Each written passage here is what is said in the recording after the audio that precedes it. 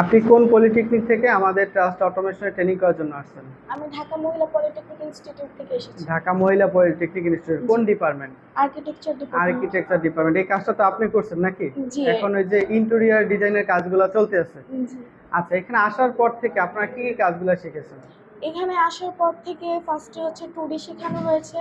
তারপরে এখন হচ্ছে আমাদের হচ্ছে 3D, ম্যাক্স, তারপরে আপনার অটোক্যাডে 3D করানো, ইন্টেরিয়র ডিজাইন, সাইট ভিজিট, সব ইন্টেরিয়র সাইট কাজগুলাই ভিজিট। আপনার প্রফেশনাল ভাবে শিখেছেন নাকি? জি, আলহামদুলিল্লাহ পরবর্তীতে স্টেপ বাই।